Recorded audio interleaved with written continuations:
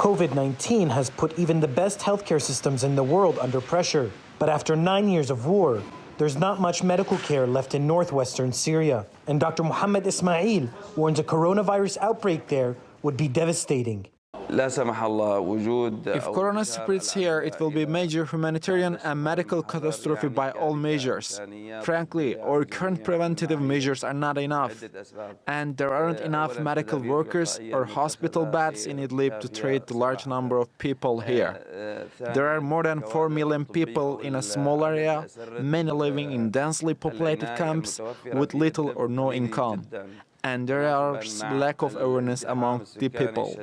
All of these factors indicated the situation will be very bad if coronavirus spreads here. Violet, a local NGO, is taking emergency measures to prevent the spread of the virus.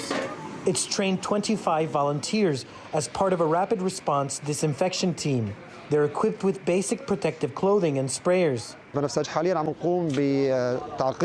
Currently, we are disinfecting shelters for the displaced, public spaces, and areas where people gather in Idlib. We have also built some isolation tents for people who contract the virus. So far, we haven't had any confirmed cases of coronavirus here, and hopefully, there won't be any at all. Idlib province is home to people who are some of the most vulnerable in the world as the coronavirus spreads. They include Umar and her 9 children. They were recently displaced in an offensive by the regime to retake the province. We barely escaped from the bombs and shelling. Their father was with us. The mortars and rockets were exploding right in front of the room we were in. Their father stayed inside, but we left. We don't know what happened to him. She and her children are struggling to deal with their new living conditions. The tent we're in now is very bad. These are rocks underneath us. The plastic is leaking water both above and below us. I try to dry the blankets, but it's impossible. There are no toilets or running water. There are no hospitals or even an emergency clinic to take the children to if they get sick.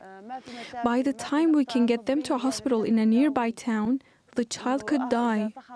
Displaced Syrians are now also concerned that the coronavirus could make them all sick. Of course, we are all afraid of this disease. It's not just us. The whole world is afraid of corona. If one child gets sick, then everyone is going to get sick. For millions of people like Umar and her children, the efforts of volunteers and medical workers are critical for surviving not just war, but a global pandemic as well. Obaida Hito, TRT World.